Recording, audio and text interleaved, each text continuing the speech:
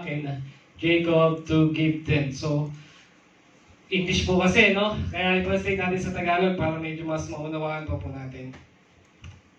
Magpapawisan po ako.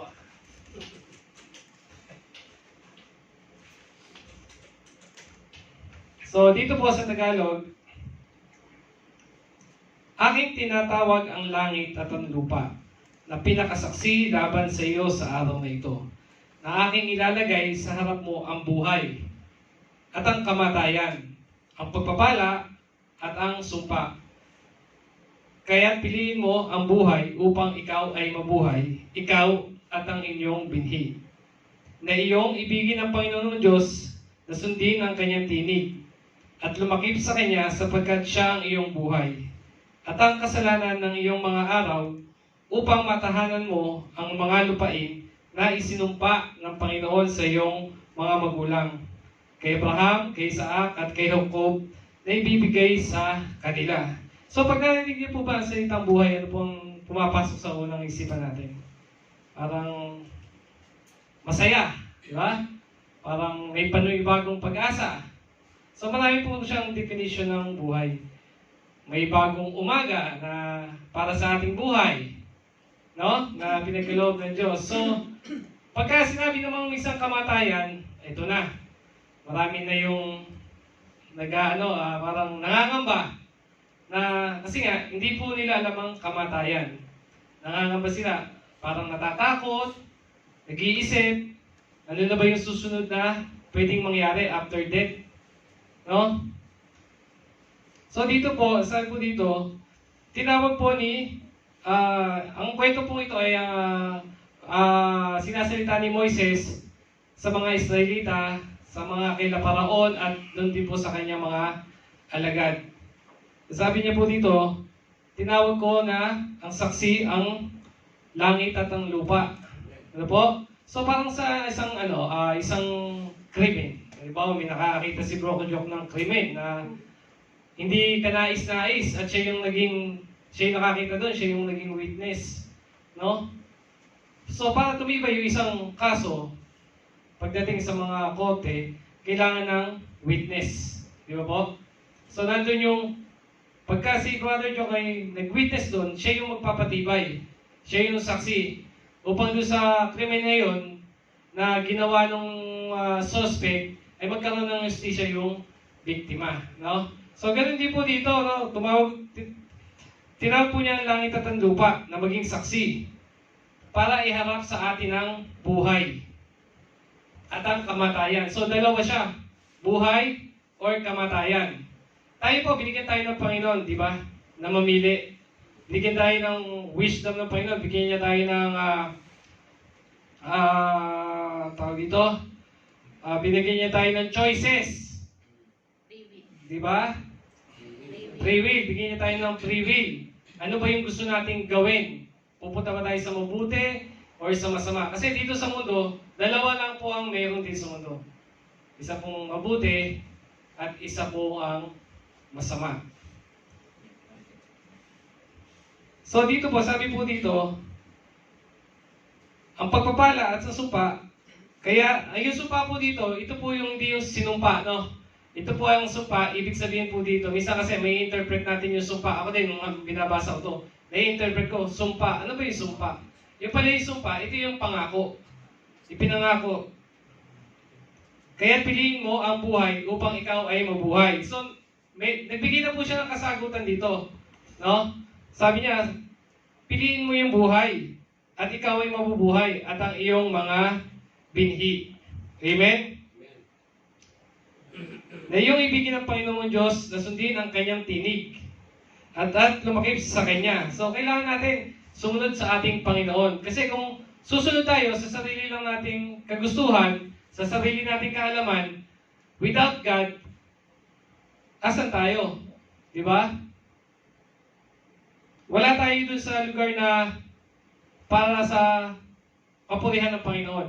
Nandun tayo sa lugar na ang pinagpupurihan natin, yung kasamaan, yung gawain ng masama, yung gawain ni Satan. Di ba po? Kasi si Satan yan, sobrang sinungaling yan eh. Ilang beses niya, di ba? Minsan, sinubukan pa niya ang Diyos na itempt niya ang Diyos na tumalong ka sa bangin na to. Di ba? Ang daming ano nun, pero hindi niya kinaya ang Diyos kasi mas makapangyarihan ang Diyos kaysa kay Satan. So dito po, ano po bang nagre-represent ng death? So marami po akong sinulat dito sa aking Maising Bible Exhortation. Ano ba ang nire-represent ng death? So, first po, did not accept Jesus Christ as a Lord and personal Savior. Di ba? Kasi kung hindi mo tinatanggap ang Panginoong Jesus sa buhay mo, sino tinatanggap mo dito sa mundo? At tinatanggap mo itong mundo na masama. Kasi nga, dalawa lang naman ang meron, ang Panginoon at si Satan. Kung hindi mo tinatanggap ang Panginoon mong Diyos, na yung Diyos at tunay na tagapagligtas, ang pinipili mo, siyempre, yung isa na lang. Kasi wala ka ng choice dalawa lang naman Ang pinipili mo doon ay si Satan. Disobey His command. Pangalawa, ano yung mga command ng Panginoon sa atin? Ang dami, di ba? Sabi nga sa 10 commandments, ano yung unang commandments? So, ibigin mo ang Diyos ng iyong buong puso, ng iyong isip at ng iyong kaluluwa. Sa pangalawa, huwag kang sasamba sa Diyos-Diyosan. Amen? So, ang dami. Sa 10 commandments, makikita natin, huwag kang mangangalinya, huwag kang papatay. No? Pangatlo, did not repent for the sin that you have done. Minsan yung mga tao na nakakakilala na, may nagagawang pagkakamali, pero yung pagkakamaling nagagawa nila, ay hindi nila pinaghihingi kagad ng patawad sa Panginoon. Amen? Imbis na, halimbawa ngayon, may nasabi ka na nakapagmura ka na hindi mo sinasadya. I-repent mo agad sa Panginoon. Itaas mo agad sa Kanya kasi baka lumipas yung isang araw, hindi ka makapag-repent sa Panginoon. Ang may-repent mo lang is yung araw, yung gabi na matutulog ka. Pero yung nagawa mo na na kasalanan kanina, na nasabi mo na hindi ka naging kalugod-lugod sa Panginoon, ay hindi mo na-repent, hindi mo napagsisihan.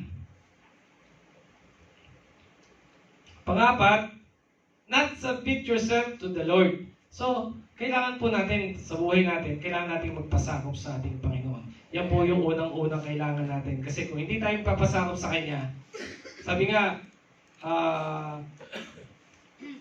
if I'm apart from you, I can do nothing. No? Kung malayo tayo sa Panginoon, wala tayong magagawa, wala tayong magkakayahan. Kung malayo tayo sa ating presensya ng Panginoon. Kaya nga, binigyan po tayo ng Panginoon ng Holy Spirit. Bawat isa sa atin, meron tayong Holy Spirit. Siya yung nagiging gabay natin sa mga gagawin natin. Siya yung magtatama sa mga bagay na pwede natin ikamali. No? Ano naman po dito ang represent naman po ng life. Ito, maganda to. Kasi, reading the Bible. Amen po? Kasi kung tayo ay bibigyan natin ng oras yung mga panonood sa mga Facebook, YouTube, TikTok, Instagram, di ba? So dapat mas nabibigyan natin ng panahon ng pagbabasa ng Bible. Kahit 1 oras lang or 30 minutes. Di ba? Sabi nga ni Lord, sana patas, bigyan niyo din ako ng oras, no? Kasi pagka tayo po ay nagbabasa ng Biblia, nagkakaroon tayo ng transformation sa ating buhay. Amen? Nagkakaroon tayo ng pagbabago. Yung mga gawa natin na hindi nakakalugod-lugod sa Panginoon, ay itinutuwid tayo, sa pamamagitan ng pagbabasa ng Biblia. Hindi lang doon sa pagbabasa ng Biblia, no? Kasi pag nagbasa ng Biblia, makikita mo doon na, sabi nga doon, and you know the truth, and the truth will set you free. Magkakaroon ka ng kalayaan. Doon sa mga paniniwala mo na, hindi pala tama, mali pala yun. Ako marami ko natutunan doon sa salita na yun. Kasi nga, nung nabasa ko yung Bible, sabi niya doon, huwag kang sasamba sa Diyos-Diyosan. Doon pa lang, ang tibay na ng salita ng, and you know the truth, and the truth will set you free. Nalaman mo yung buong katotohanan. Kasi bakit? Kasi binigyan mo ng oras yung Biblia. Nagbigay ka sa time, binigyan mo siya ng nilayan mo yung salita ng Panginoon upang sa ganon, habang nababasa mo to, nagkakaroon ka ng transformation sa inyong sarili. No? Kaya, ang ganda po ng talagang sa totoo lang, sa Bible. Dito po ako unang nabago.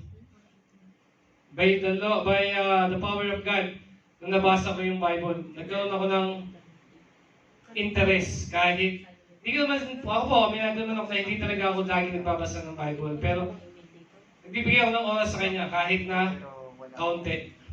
Amen? Pangalawa po, sharing the Word of God.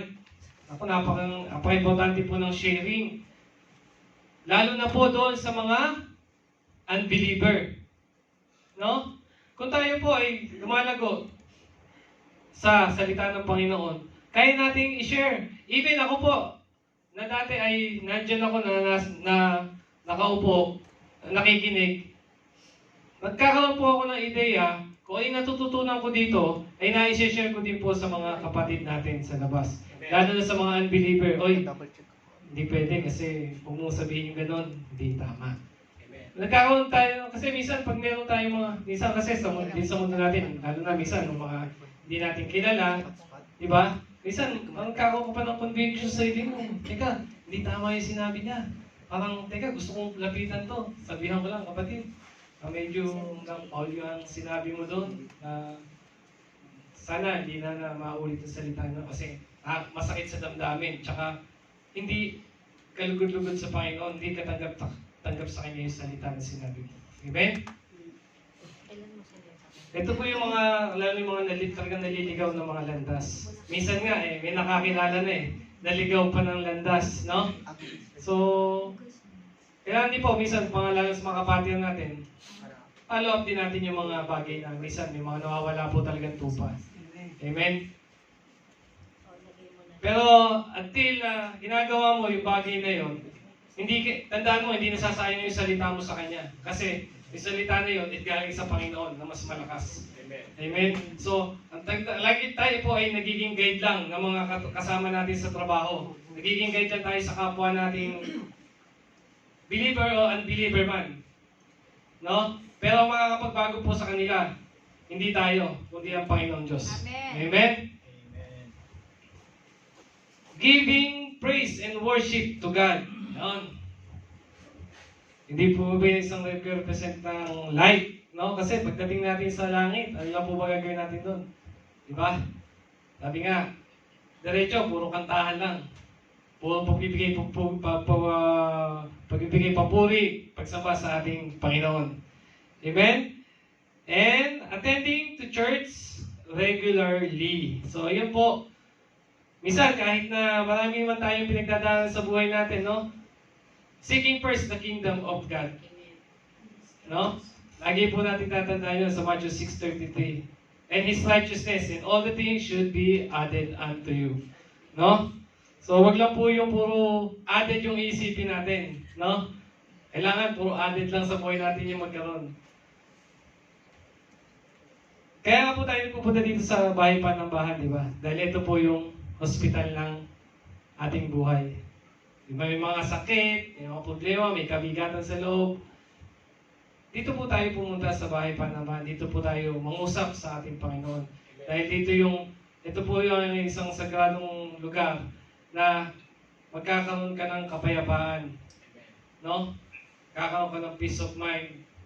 Na yung sarili mo na nakikita mo na nakalugmok ka, pagka kinausap mo yung Panginoon, iba yung mararamdaman mo, iba yung feelings.